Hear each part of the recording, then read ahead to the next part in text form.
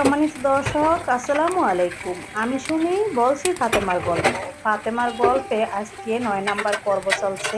গত পর্বে হচ্ছে ফাতেমার বড় ভাই যে চলে আসছে, মাদ্রাসায় ভর্তি করে দিয়ে আসছিল, সেখানে সেই বিষয় নিয়ে কথা বলছিলাম।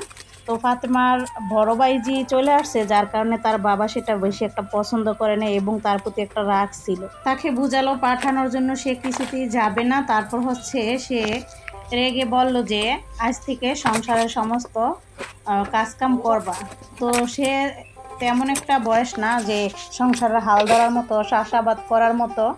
তারপরও হচ্ছে তাকে সংসারের কাজ, যেমন ট্র্যাক্টর ছিল সেগুলো চালানো, এরপর হচ্ছে অন্য অন্য যে গৃহস্থী কাজকাম সেগুলোতে যেন হেল্প করে, এরকম কাজগুলো তার উপর চাপিয়ে দেওয়া হলো। সেও করে, অন্য অন্য কামলারাও করে, তবে তাদের ছিল অনেক বড় গৃহস্থী বলে সেগুলোকে, মানে এত এত চাষাবাদ করতো, অনেক ফসলাদি হতো। তারপর হচ্ছে ট্রাক্টর ছিল, সেগুলো দিয়ে হাল চাষ করা ছিল। এরপর তাদের হচ্ছে রাইস মিল ছিল, সেটা দিয়ে হচ্ছে ধান ভাঙানো হতো। তো যাই হোক, এইসব কাজগুলো নিয়ে তারা খুবই ব্যস্ত ছিল। ফাতেমা ছোটবেলা থেকেই তার বড় ভাইয়ের প্রতি একটু টান বেশি ছিল। তো বাবা যখন তার প্রতি রেগে যেত, তখন হচ্ছে সে বোঝার চেষ্টা করতো ভাইকে কিভাবে হেল্প করা যায়। কখনো কখনো ভাইয়ের জন্য পানি নিয়ে যেত, মানে ওই ট্রাকে দেওয়ার জন্য একটা পানি লাগে আর কি, তো সেই পানি নিয়ে যেত, তেল নিয়ে যেত।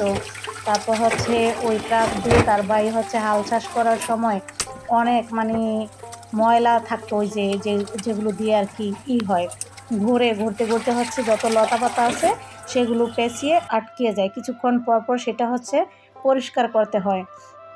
তো ওই চলতি অবস্থাতেই সেটাকে পরিষ্কার করতে হয়, মানে যেটা ঘোরে শুধু সেটা থামানো থাকে।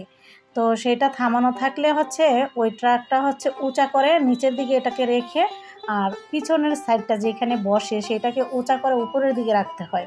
রাখার পর সেটাকে টেনে টেনে ওই ময়লাগুলো, লতা পাতাগুলো ছিঁড়ে ছিঁড়ে টেনে বের করতে হয়। বের করে তারপর হচ্ছে সেগুলো ফেলে দেয়। তো অনেক সময় দেখা গেছে ওগুলো টান দিতে গেলে হচ্ছে ট্রাকটা পড়ে যায় বেশি পেঁচানো থাকলে।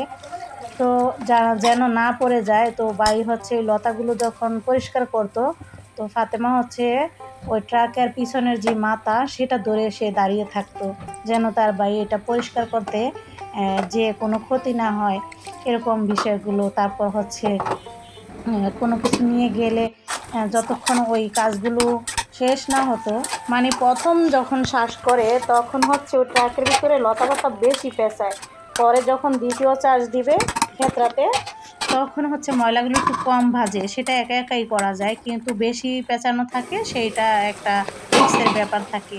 তখন সে চাইলে এসে করতে পারতো, ওই পানি দিয়ে ধরে এসে বাচ্চাদের সাথে খেলতে পারতো ফাতেমা, কিন্তু সেটা করতো না। সে হচ্ছে তার ভাইয়ের যদি কোনো সমস্যা হয়ে যায়, ভাইয়ের কষ্ট হবে সেটা ভেবে সে সেইখানেই থাকতো, ভাইকে হেল্প করতো, দাঁড়িয়ে থাকতো।